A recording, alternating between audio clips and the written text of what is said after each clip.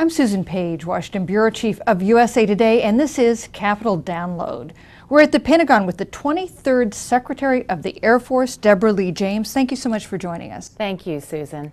The battle against the terror group known as Islamic State is being waged mostly by the Air Force, mostly a bombing campaign, since President Obama has ruled out a big deployment of U.S. ground troops. Tell us, how is that going?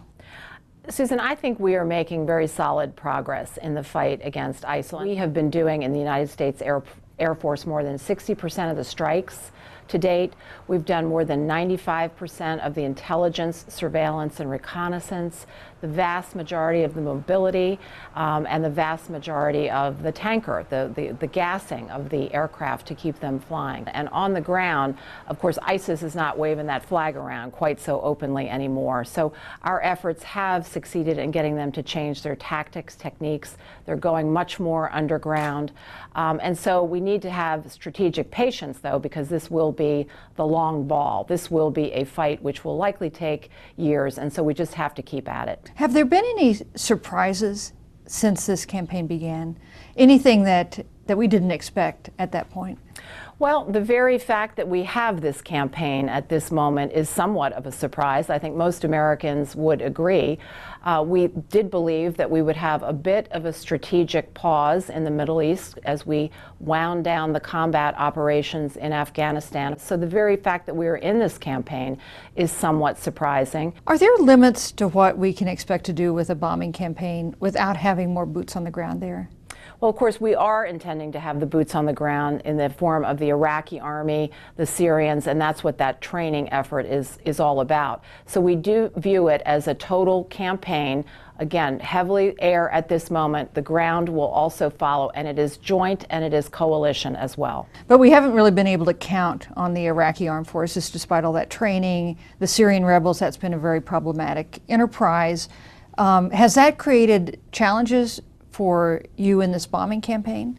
So there have been some setbacks, but there have been some recent advances as well, particularly with respect to the Iraqi army. And so that, just like the bombing campaign and the air campaign generally, it's going to take some time. The Pentagon confirmed last week that Iran has been conducting airstrikes in eastern Iraq against ISIS, not against ISIS. Of course, Iran is not part of the U.S.-led coalition. But are the Iranian airstrikes helpful to our side? There has been no coordination between the U.S. and coalition effort on the one hand and the work of the Iranians on the other hand. I would have to say, however, to the degree that the Iranian efforts are helping to degrade or destroy ISIL in some way, that can't help but be helpful to the overall effort. You've got a long history on the Hill, 10 years working for the House Armed Services Committee. Do you think if this comes up for a vote in the Congress that it will pass? You know, I'm just not sure. I'm just not sure. Opinions are divided. There are people who worry about the United States being drawn closer into war, and I can appreciate that point of view. There are others who say that we should be doing more. So it's just too difficult for me to predict at this point. As I mentioned, you're a veteran of Capitol Hill. You worked there for 10 years for Les Aspin on the House Armed Services Committee, a time when Democrats controlled the House and you had a Republican president. Could you compare how things worked then between an administration of one party and a Congress of another, and how they seem to not work now? Back in the 1980s, when I started on the House Armed Services Committee, there was a lot of compromise.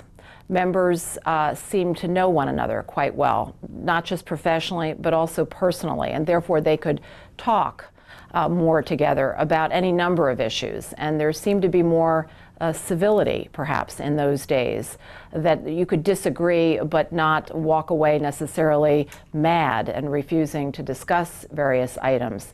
So today it just strikes me that we somehow have become much more divisive, and that there is less compromise that people are willing to engage in. And I think that's a shame, because the wheels of our government depend on that element of compromise, and we just don't have enough of it anymore. Does that affect your job?